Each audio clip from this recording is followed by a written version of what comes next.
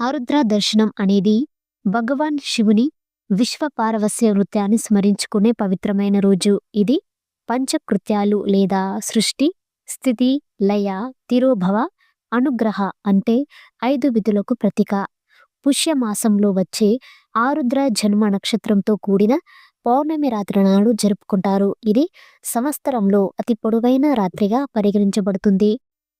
దక్షిణ భారతదేశంలో తిరువాతిరై అని కూడా పిలువబడే ఆరుద్ర నక్షత్రం 27వ నక్షత్రాలలో 6వ నక్షత్రం. ఆరుద్ర దర్శనం నక్షత్ర ప్రారంభం జనవరి 2న 2026న 8:04 రాత్రి ప్రారంభమై జనవరి 3న 5:27 ఆరుద్ర నక్షత్రం ముగుస్తుంది. ఆరుద్ర నక్షత్రం దీనిని శివుని అంశమైన రుద్రుడు పరిపాలిస్తాడు. ఆరుద్ర నక్షత్రానికి రాహువు అధిపతిగా ఉంటాడు. దీని గుర్తు కన్నీటి బిందువు. ఇది తేమ, పరివర్తన మరియు శుద్ధిని సూచిస్తుంది. ఈ నక్షత్రంలో పుట్టినవారు మేధావులు, వ్యాపార దక్షులు మరియు కష్టపడి పనిచేసేవారు. కానీ కొన్నిసార్లు గర్విష్ఠులుగా ఉంటారు. పురాణాల ప్రకారం భగవాన్ విష్ణువు తన ఆదిశేషుడి మీద ప్రశాంతంగా ఆనందకరమైన ధ్యానంలో మునిగిపోయాడని తెలుసుకున్న 5 తలల సర్పమైన ఆదిశేషుడు అతని ఆలోచనల గురించి భగవాన్ విష్ణువును అడిగాడు. అతను భగవాన్ శివుని దివ్య విశ్వ వృత్యం గురించి ఆలోచిస్తూ స్పందించాడు. ఆదిశేషుడు దైవిక వృత్యాన్ని చూసే అవకాశం గురించి అడిగాడు. అప్పుడు భగవాన్ విష్ణువు కఠినమైన తపస్సు చెయ్యమని ఆదిశేషుడికి సలహా ఇచ్చాడు. శివుడిని ప్రసన్నం చేసుకోవడానికి ఆదిశేషుడు చిదంబరంలో తీవ్రంగా ధ్యానం చేశాడు. చివరకు ఆరుద్ర దర్శనం సమయంలో చిదంబరంలో నటరాజునిగా శివుడి విశ్వవృత్యాన్ని చూశాడు. మరొక పురాణం ప్రకారం తిల్లైలో మాయశక్తులు కలిగిన ఋషులు బృందం నివసించింది. వారు తమ ఆచారాలు మరియు మంత్రాలతో దేవుడిని కూడా నియంత్రించాలని భావించారు. వారి అహంకారాన్ని అరికట్టడానికి శివుడు భిక్షధనర్ అనే భిక్షధన రూపంలో అడవిని సందర్శించాడు. అతను చాలా అందంగా, ఆకర్షణీయంగా అతని భార్యతో కూడా ఉన్నాడు. ఋషులు మరియు వారి భార్యలు చూసి మంత్రముగ్ధులయ్యారు. అయితే వారి భార్యలు భిక్షాధన రూపంలో ఉన్న శివుడిని వెంబడించడం చూసి ఋషులు కోపంగా ఉన్నారు. వారు మాయాజలం ద్వారా అనేక సర్పాలను సాకారం చేసుకొని శివుడిపై ప్రయోగించారు. అప్పుడు భిక్షాధన రూపంలో ఉన్న శివుడు తన జటాజూటం, నడుము మరియు మెడపై వాటిని ఆభరణాలుగా ధరించాడు. మాయశక్తులు కలిగిన ఆ ఋషులు భయంకరమైన పులిని ప్రార్థించారు. దానిని కూడా భగవాన్ శివుడు చర్మాన్ని తీసి నడుమున ధరించాడు.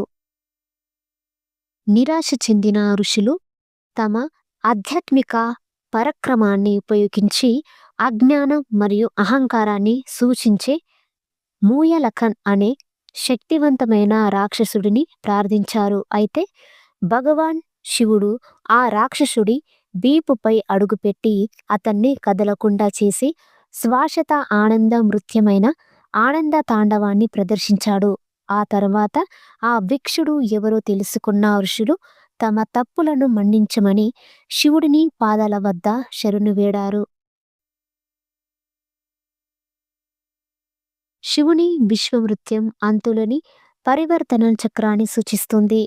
నటరాజ రూపంలో శివుడు విశ్వం యొక్క ఆవర్తన చక్రీయ స్వభావాన్ని అద్భుతంగా ప్రతిబింబిస్తాడు. నటరాజ అనేది పరమాత్మ అయిన వృత్య శివుడి విశ్వ ఆనందకరమైన మరియు పరవశ్య వృత్యకారుడిగా చిత్రీకరించడం. అతని వృత్యాన్ని లాస్య అని పిలుస్తారు. కానీ నృత్య సన్నివేశాల సందర్భాన్ని బట్టి దీనిని నందత వృత్యం లేదా తాండవమని కూడా పిలుస్తారు. నందత శివుని వృత్యం ప్రకృతి యొక్క విశ్వశక్తుల పరస్పర చర్య, స్వరూపం మరియు విశ్వంలోని శక్తి యొక్క నాడిని సూచిస్తుంది. నందత వృత్యంలో శివుడు తన పవిత్రత యొక్క గతి మొత్తం విశ్వాన్ని సృష్టించే, నిలబెట్టే, చివరకు నాశనం చేసే శక్తిని వ్యక్తీకరిస్తాడు. శివుడు కర్మ వృత్యం చేస్తున్న పరమాత్మ, దైవిక ఆత్మ యొక్క స్వరూపం. దీనికి విరుద్ధంగా తాండవం అనేది హింసాత్మకమైన ప్రమాదకరమైన నృత్యం. ఇది విధ్వంసాన్ని సూచిస్తుంది. ఈ విధ్వంసం అలసిపోయిన ప్రపంచ ఆలోచనల విచ్ఛిన్నంతో ముడిపడి ఉంది. అలసిపోయిన దృక్కోణాలు మరియు అలసిపోయిన జీవితాలు. దీని సారాంశం లాస్య మరియు తాండవం శివుని స్వభావం యొక్క రెండు అంశాలు. శివుడు నిర్మించడానికి కూల్చివేస్తాడు, పునర్మించడానికి కూల్చివేస్తాడు. నటరాజమూర్తి అద్భుతమైన చిత్రణలో పై కుడి చెయ్యి చిన్న డమరు సృష్టిని సూచిస్తుంది. పై ఎడమ చెయ్యిపై అగ్ని విధ్వంసాన్ని సూచిస్తుంది. రెండవ కుడి చెయ్యి అభయముద్ర చూపించడం రక్షణాన్ని సూచిస్తుంది మరియు రెండవ ఎడమ చెయ్యి అతని పాదాల వైపు చూపిస్తూ మోక్షం మరియు కృపను సూచిస్తుంది. అన్ని విశ్వం యొక్క 4 తెలిసిన ప్రాతినిధ్యాలను కలిగి ఉన్న నిరంతర చక్రాన్ని సూచించే అగ్ని వలయంలో ఉన్నాయి. నటరాజు విశ్వాన్ని కలిగి ఉన్న 5 వస్తువులను కూడా దృశ్యమానం చేస్తాడు. అగ్ని మూలకాన్ని అతని ఎడమ చేతిలో జ్వాల ద్వారా సూచిస్తారు. ధ్వని మరియు కంపనాలు దానిలోని గాలి ద్వారా సాధ్యమవుతాయి. ఇంకా మెడ చుట్టూ ఉన్న పాము గాలిని కూడా సూచిస్తుంది. ఎందుకంటే గాలి మన వ్యవస్థ అంతటా జారిపోయే విధంగా పాము జారిపోతుంది. 5వ మూలకం ఆకాశం. ఆకాశం చూడలేము. ఇది శివుని స్థిరమైన కుడికాలు మరియు శివుడి ఎత్తిన పాదం మధ్య ఉన్న శూన్యం. శివుడు నృత్యం చేసే మరుగుజ్జు భూమి మూలకాన్ని కలిగి ఉంటుంది. నీటి మూలకాన్ని గంగాదేవత సూచిస్తుంది. మూయలక్కన్ అనే మరుగుజ్జు రాక్షసుడిపై నృత్యం చేయడం వల్ల అది అజ్ఞానాన్ని సూచిస్తుంది. ఈ చిత్రానికి ఉదాహరణగా ఎవరైనా తమ అజ్ఞానాన్ని దేవుని పాదాల వద్ద ఉంచితే దేవుడు వారిని విముక్తికి దారితీసే సృష్టి విధ్వంసం యొక్క అంతులేని చక్రం రక్షిస్తాడు. అందువల్ల నటరాజు పాదాల క్రింద ఉన్న రాక్షసుడు శివుడు అజ్ఞానాన్ని జయించాడని సూచించాడు. చిదంబరం ఆలయంలో భగవాన్ శివుడిని ఆకాశలింగం చిదంబర రహస్యమని కూడా పిలుస్తారు. ఈ పండగను పుష్యమాసంలో ఆరుద్ర నక్షత్ర సమయంలో జరుపుకుంటారు. ఉదయాన్నే భక్తులు నిద్రలేచి శివ నటరాజ విగ్రహాన్ని ప్రార్థిస్తారు. ఈ రోజున అన్ని దేవాలయాలలో శివ నటరాజ విగ్రహం ముందు పాలు, పెరుగు, తేనె, చెరుకు రసం, పసుపు, గంధం ముద్ద, గులాబీ నీటితో ప్రత్యేక అభిషేకం నిర్వహిస్తారు.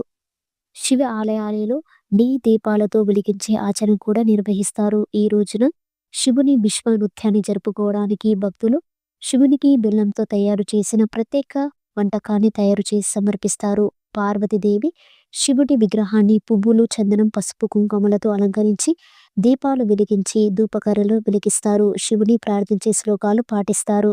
ఈ రోజున వ్రతం ఉండి ఉపవాసం ఉండి భగవాన్ శివుడిని పూజించిన తర్వాత ఉపవాసం విరమిస్తారు. ఆరుద్ర దర్శనం రోజున ఉపవాసం ఉండడం చాలా శుభప్రదం.